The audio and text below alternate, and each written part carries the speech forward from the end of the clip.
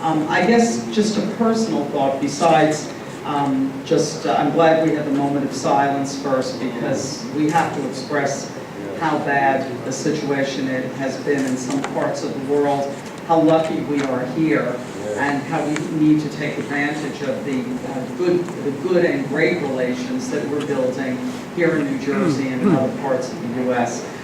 Just on a very personal note, about 2 years ago I ran for Congress. Unfortunately, didn't succeed in the primary, but one of the groups that was the most supportive of me was the Muslim community. And people noticed that and commented on it. There was actually a newspaper article where somebody was analyzing the race and made a comment that I'd gotten a lot of support from the Muslim community. And I appreciate it. I feel a real closeness. I've always felt that Muslims are my cousins and brothers and sisters. Amen. Either or both. Definitely true. And I started out just knowing a lot of people at the South Brunswick Mosque, but during this race I got to know people all over the state, some of whom are here today, like Dr. Chaudry, Mr. Abdi, my friend Michelle, and so many others who are here. But I do want to express that personal note of thanks, and that's part of the reason that I come to everything, because I really feel a very personal bond to the community, and anything that I can do to be of help, I always want to do that. So, happy Ramadan. Thank you. Dr. Chaudry, you wanted to share some thoughts?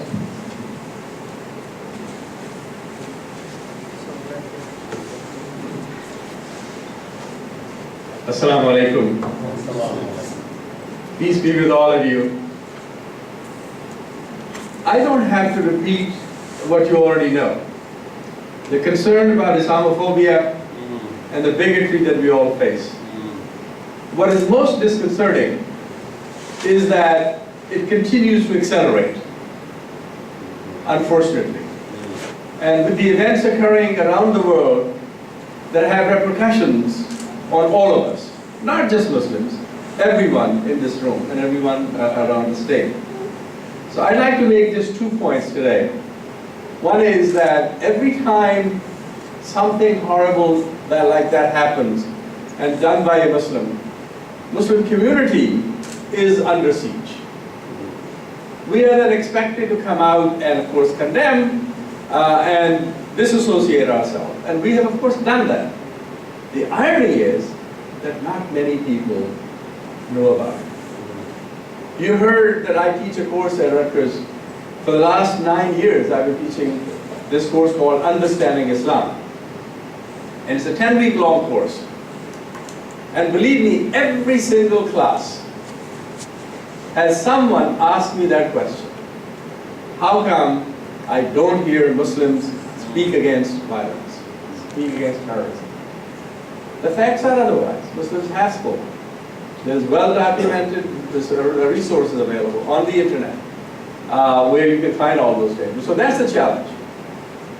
Even after this latest incident of Istanbul, when I was working with my whole community of about 86 Muslim organizations in the state of New Jersey that we've assembled since the Paris incident occurred, and we had a press conference right here at Rutgers about that, and subsequently, of course, Orlando, and now Istanbul.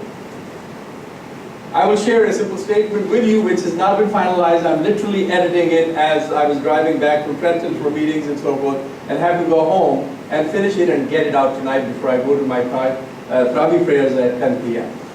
So that's why I will be leaving a little early as a result of that.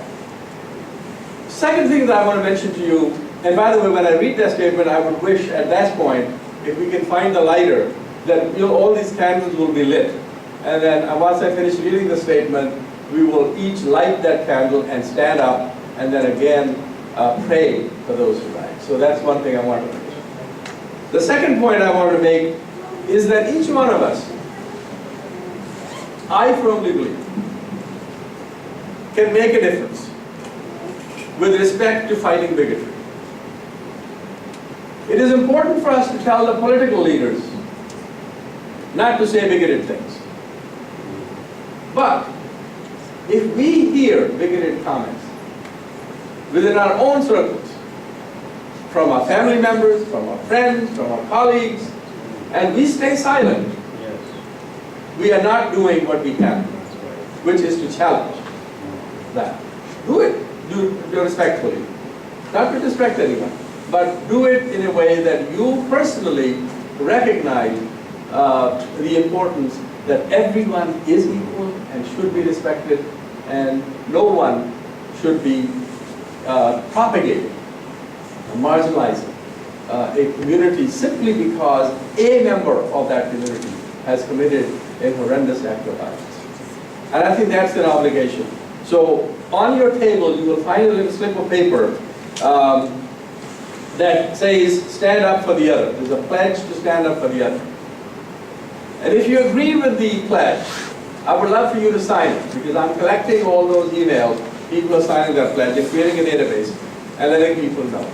And I am delighted and proud to say that my dear friend, Senator Linda Greenstein, was one of the first political leaders, along with Senator Raymond Lasbiak, who signed the pledge at the Trenton State Museum in Trenton on November 1st last year, when we launched this effort to try to get this word out.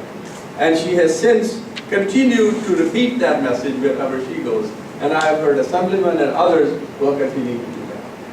And I feel proud to be here with Senator Linda, because I think these are the kinds of friends that we need as a community. And I'm so glad to know that people are recognizing the Muslims are voting.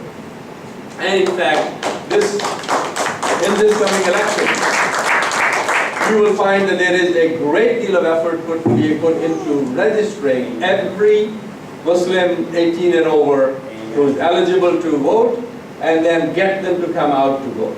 Of course, they'll choose who they want to vote for. We are not dictating to anyone, but we are saying it is your civic duty.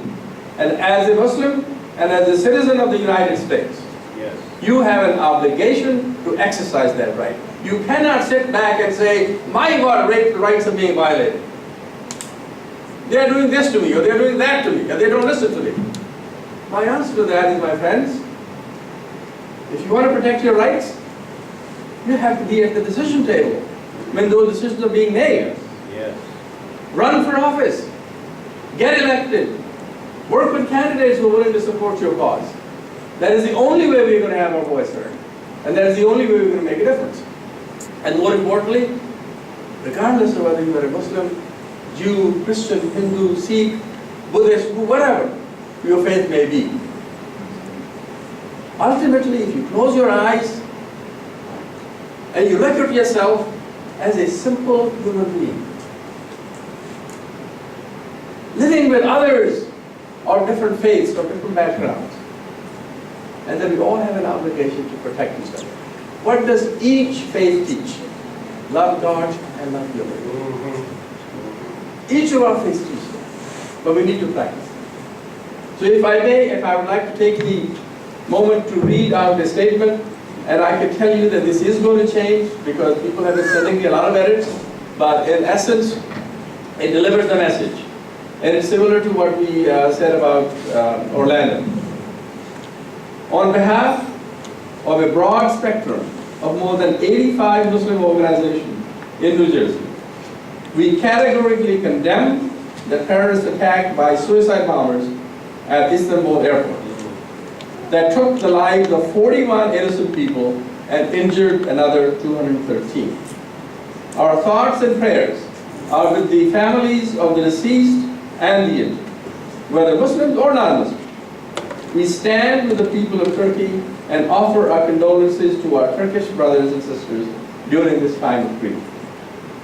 The suicide terrorists who carried out this horrendous attack on innocent travelers do not, and I repeat, do not represent Islam or Muslims in any sense. The Islam that we know practices and practice calls for peace, mercy, love, tolerance, and helping others. Further, Islam's scripture The Quran, our holy book, states, whoever kills a person, it is as though he has killed all mankind. And whoever saves a life, it is as though he had saved all mankind. Further, Islam prohibits suicide explicitly. Several times in the Quran, we read the following commands. Do not kill yourself. Do not take life that God has made sacred. That phrase is repeated very directly. And there are fatwas by scholars who say that those so-called mullahs or imams who are teaching the young people that they can achieve paradise by going out and killing themselves in what they would consider to be the cause of Islam, they themselves are outside the ambit of Islam. Because they are not practicing Islam when they teach people and they mislead young people to go out and commit suicide. So that is the message that we want to. So nor take life which God has made sacred. Repeat it again and again. So the coalition is urging all of our mosques and Islamic centers to organize candlelight vigils for the victims of these bombings as soon as possible. And actually this tonight is the first vigil. Because I know I was coming here and I asked Brother Abdi to get a few candles so at least we could express our condolences and our thoughts for the families right now. And tomorrow night is going to be a major vigil at the Islamic, at the mosque, Masjid Ali in Franklin Township. You'll be hearing more about that, inshallah, in the material that we distribute. So I want to thank you very much, and I hope that you will sign the pledge and just put it on this table and I will take some with me. Thank you so much. Assalamu alaikum.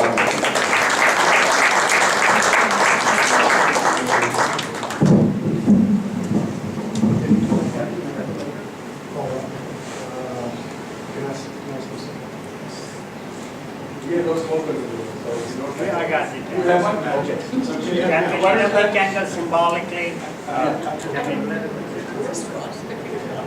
Can you light it up? Like some of the kids symbolically, you just have to be careful about. Yeah. Just light a few of them. Let's give one. Can you put a plate under, can you put a plate under them? You might want to do that. You may not want to have. We just hold it and blow it away. Yeah, we can do it. Why don't we just Very good. Okay. Would you want to join us? Just lit up one?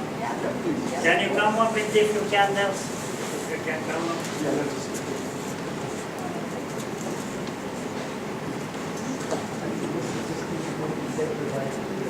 Yeah.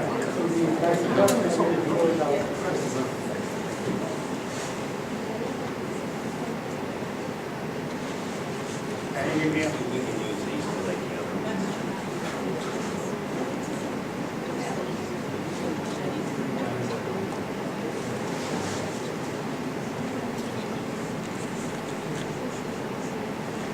You guys anyone want to join with the candle you have on your table? Just hold the candle without even lighting it.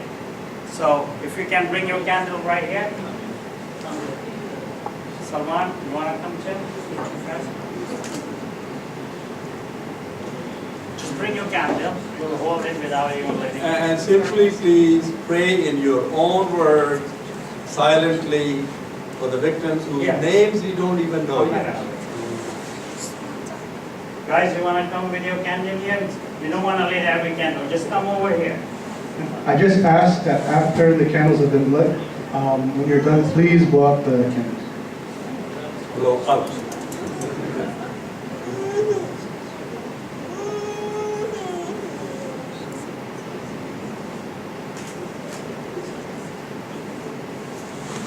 Let's raise our hands. We have electronic candles too. If you can turn off All the options. There you go. You guys can do that. Come on, everyone raise your cell phone.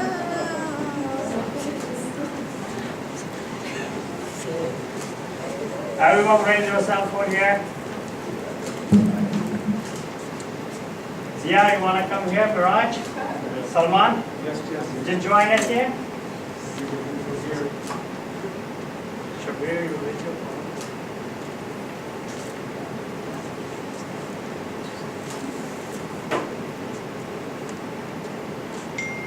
You want to say a few words, Reverend? Just say God's word, so for peace.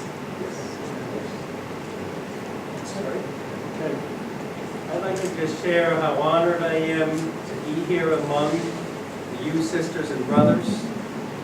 Common humanity under God is what unites us. Whatever our religion or ethnicity or sexual orientation or anything else about us, God unites us as one human family. And I want to thank Dr. Chaudry for your inspiring words. Whenever we see Islamophobia, anti-Semitism, or any form of hatred, we must unite as people of goodwill and say no to that. And say yes to life. And yes to peace. I want to say too, I'm honored that Mustafa and Muslims for Peace are a fantastic organization. I think that even in its name, it's helping push back against the prejudice and the stereotypes, because it does affirm that Islam is a religion of peace. And all great religions are religions of peace. And so I'm honored to be here to see a number of colleagues from around the state. Charlene and Ramana, my daughter Dorothy is here, so many great people. Chaudry, you want to join us here? And so we've got, I just feel blessed and honored to be with you. I want you in the Muslim community to know that as you struggle, keep your dignity. It's above, very, very important. Keep your dignity, maintain the discipline of nonviolence. And I know how disciplined the Muslim community is. And I want you to know I'm impressed by it. It's more disciplined than I am in my faith tradition, because we don't have a tradition of fasting all day from sun up to sundown. And so, you know, Christians have fasted some over the years, but not in a sustained way this way. And so I'm very impressed with your spiritual discipline, with your dedication to God, with your dedication to your faith. And I think it's an example and an inspiration for all of us. And one of the things I love about multi-faith gatherings, that's the language we're starting to use more, just because interfaith can sometimes connote that we're all trying to kind of be one sort of same faith together. We aren't. We have a lot of commonalities and similarities, but we also have differences, and that's okay.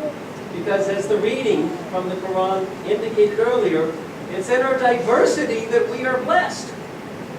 That's what makes life interesting, and why we like getting to know each other. We like that there are differences among us. You know, if God had a flower garden and all the flowers were exactly the same, God might get kind of bored. And we don't want that. We love diversity. We love diversity, and we love a flower garden, God's flower garden, like the one that's here. With all of the diversity, all of the richness, all of the exciting opportunity to get to know each other with respect. Because it is in getting to know each other as the way we really are that we break through the stereotypes, we break through the prejudice, and we realize the richness and the humanity of each and every one of us, the dignity that we all have under God. And in our tradition, we say that we are each created in the image of God, the very image of God. That's a very high anthropology. It is. We believe that human beings are indeed sacred, as has already been said. We are the crown of God's creation. And so it is a great blessing to be here with you. We are honored to be here with you, and I want you to know above all, we are in solidarity with you. All religions, all people of goodwill stand in solidarity, and we stand against the forces of hatred and division, and we stand in support of the forces of peace and unity. That's what God calls us to. Thank you, and God bless you. You may go out the candles. I want to hold all of them together. Just set the issue. I'll take it and put water on it.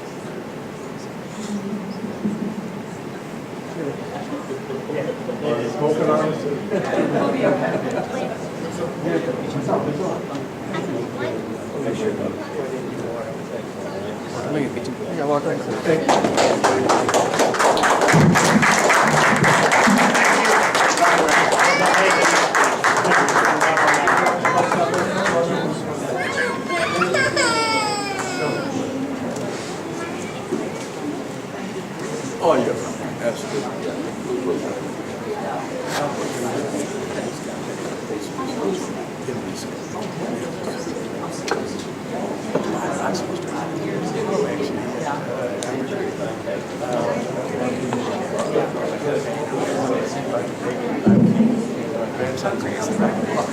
Thank you for those who participated in the vigil. Yeah, we have a bit of a spontaneous crowd here tonight. So spontaneity is good. So I'd like to transition this into everybody being able to express their thoughts, their ideas, questions, whatever is on your mind. And again, feel free to share whatever thoughts you may have on this topic, on a related topic. We want this that's how dialogue begins. Talking, even if our perspectives are all a bit different, it's always healthy to hear the other person's perspective and get a better understanding. One of my favorite quotes is from Stephen Covey. He's one of my favorite role models. I'm sure you guys have heard of his book, 7 Habits of Highly Effective People, and it's like that book it's a must read if you haven't read it. One of the things that Dr. Stephen Covey said was, and I'm paraphrasing to be fair, is often when we listen to somebody, we don't listen to somebody to understand. We're often listening to somebody to respond. So, a lot of times we're in a situation where somebody's saying something like, get to the point, and like, bam, surprise, this is what I said. Rather than taking a step back and saying, okay, this is what this person has said. Don't necessarily agree with it, but let me put myself in their shoes. Why are they feeling this way? Why are they thinking this? So that is an essential and important element when it comes to dialogue between people of different backgrounds, ideologies, ethnicities, whatever the case might be. So, having said that, who wants to share the thoughts, questions, or ideas? Who'd like to start us off? You can sit there, that's fine. As Reverend talked about, and everybody said about that, the time we are in right now is a purging time, when all religions facing the same problem, purging through to get the better, for example, in the water well, get the water, pure water from the formation. I wrote something about the stone-hearted people follow the nature's path. Tragedy has great force if you know not. Tears are turbine, it percolates through the hearts. Tears has dynamics, it melts the frozen hearts. Flowing tears, if directed, can revive the fading cross. Flowing water makes the own way through difficult paths. Tragedy tests humanity with values are on onslaught. As we believe in the Karbala that took place in Iraq after Prophet Muhammad ﷺ, we also say Karbala revived the humanity, challenges immoral thoughts. It energizes the people to rise against the malicious wall. Tragedy revives moment of dying cross. Tragedy is a check and balance when unjust fought. Don't let others contaminate movement of pious thought. Accept other good action when human values are overcast. Hollow circles cannot be mobilized by money but good cause. Don't be distracted from the Moses and Jesus right path. Wow.